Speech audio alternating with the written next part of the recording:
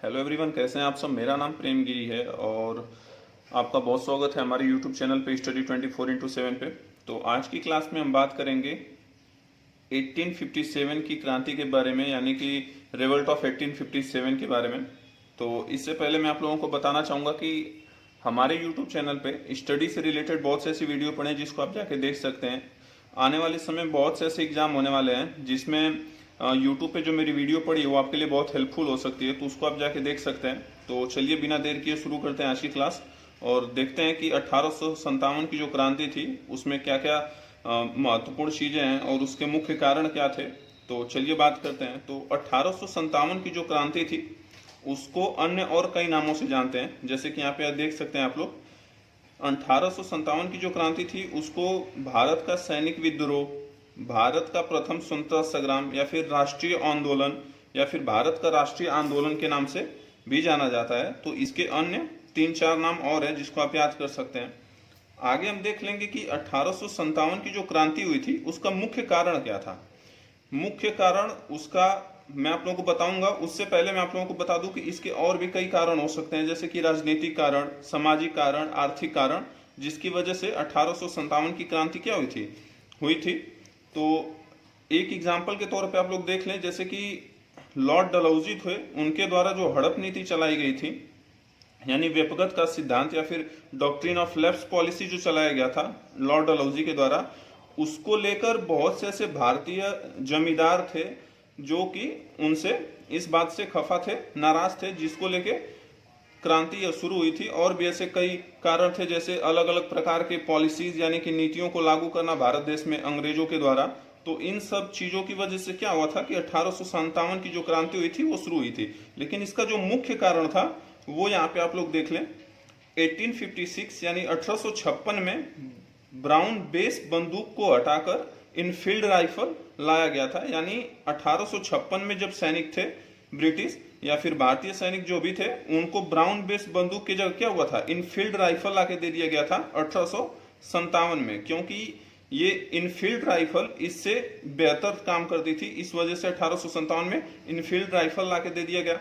और इसमें जो गोली लगती थी वह सुअर और गाय के चर्बी से मतलब उसमें प्रयोग किया जाता था। इसकी वजह से जो भारतीय थे, हिंदू थे, उनमें धार्मिक प्रतिष्ठा को लेके बहुत बड़ा भेदभाव हो गया था, जिसकी वजह से वो यह बंदूक चलाने से मना कर दिए थे। क्योंकि इस बंदूक को चलाने के लिए इसमें जो गोली लोड करनी पड़ती थी वो दांत से खोलकर उसमें बंदूक में लोड करना पड़ता था। इस वजह से जो भारतीय थे ये बंदूक चलाने से मना कर दिए। ठीक है, तो ये बात की जो अफवाह थी सुअर और गाय की चर्बी का प्रयोग किया जाता है, यह सर्वप्रथम बंगाल में फैली थी। बंगाल के दमदम, बहरामपुर और बैरकपुर में फैली। उसके बाद यह मेरठ, दिल्ली, राजस्थान, अवध, झांसी और ग्वालियर आदि जगहों पे इस बात की चर्चा होने लगी। यह बात फैल गई पूरे भारत में धीरे धीरे।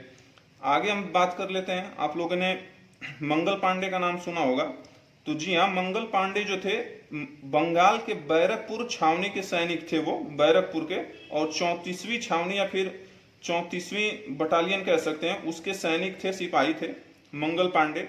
तो सर्वप्रथम जो बंदूक ना प्रयोग करने की बात थी, उन मंगल पांडे के द्वारा यह कहा गया कि सर्वप्रथम बंदूक चलाने से मना कर दिए थे मंगल पांडे, जिसके द्वारा क्या हुआ था, उन्होंने गुस्से में आकर गोली चलाकर 2 अंग्रेज अधिकारियों की क्या कर दी थी, घायल कर दिया था फायर करके।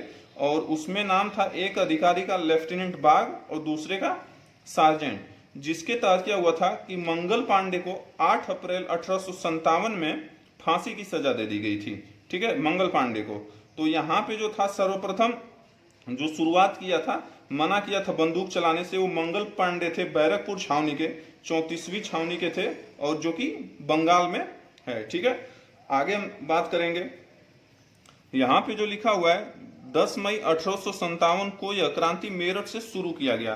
तो वास्तविक रूप से इस क्रांति की जो शुरुआत हुई थी वो 10 मई 1857 यानी 1857 को शुरू किया गया था यह क्रांति, जिस समय मुगल बादशाह जो थे वो थे बहादुर शाह द्वितीय।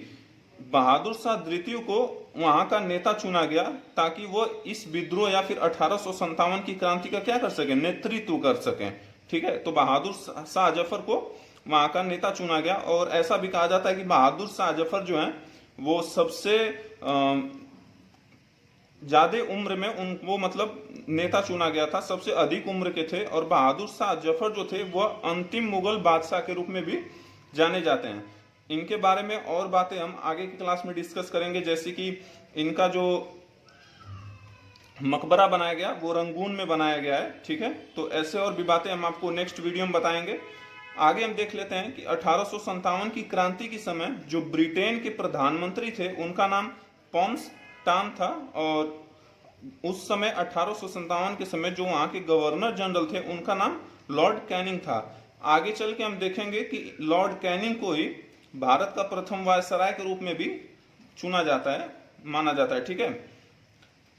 आगे बात कर लेते हैं, ये क्वेश्चन बहुत बार एग्जाम में पूछता है कि 1857 की क्रांति की प्रतीक क्या था। तो 1857 के जो क्रांति का प्रतीक था वो कमल था और रोटी था, ठीक है। तो इस वीडियो में हम देखें कि 1857 की क्रांति का मुख्य कारण क्या था, इसके अन्य क्या क्या नाम है और किस वजह से ये क्रांति मतलब इतने संघर्ष में आई थी, ठीक है। फिर मंगल पांडे के बारे में देख लिए, क्योंकि मंगल पांडे सर्वप्रथम ऐसे व्यक्ति थे जो बंदूक चलाने से मना कर दिए थे और उन्होंने 2 अंग्रेजों को अधिकारियों को क्या किया था, घायल भी कर दिया था गोली मारकर। और उनको 8 अप्रैल 1857 को क्या कर दिया गया, फांसी भी दे दिया गया था, ठीक है। तो ये क्वेश्चन अक्सर बार बार पूछता है एग्जाम में कि 1857 की क्रांति की शुरुआत कब हुई थी और कहां से हुई थी। तो 1857 की क्रांति की शुरुआत 10 मई को और मेरठ से हुई थी, ठीक है। ये क्वेश्चन अक्सर पूछता है कि किस जगह से हुई थी, तो मेरठ से हुई थी। और इसका जो नेतृत्व कर रहे थे वो बहादुर शाह द्वितीय यानी कि सेकंड कर रहे थे। तो ये क्वेश्चन आप लोगों से अक्सर पूछा जाता है एग्जाम में, आप लोग ध्यान देंगे। और आगे के 3 क्वेश्चन भी आप लोगों को हम बताएं कि उस समय प्रधानमंत्री कौन थे, गवर्नर जनरल कौन थे, तो लॉर्ड कैनिंग थे। विद्रोह का प्रतीक क्या था, तो कमल और रोटी था, ठीक है। तो आज के लिए इतना ही। आगे की क्लास में हम देखेंगे कि इनके कौन कौन सी जगह, यानी भारत में यह क्रांति बहुत जगहों पे फैली थी, तो मेरठ, दिल्ली, राजस्थान या फिर आदि जगहों पे इनका नेतृत्व कौन कर रहा था उसके बारे में जानेंगे। और इसके बाद इसका रिजल्ट क्या निकला उसको भी हम चर्चा करेंगे आगे की क्लास में। आज के लिए इतना ही। और इस क्लास की जो वीडियो है वो मैं आप लोगों को टेलीग्राम चैनल पे भी प्रोवाइड करवा दूंगा, आप मेरे डिस्क्रिप्शन में जाके देख सकते हैं। और आज के लिए इतना ही, धन्यवाद, मिलते हैं नए वीडियो में।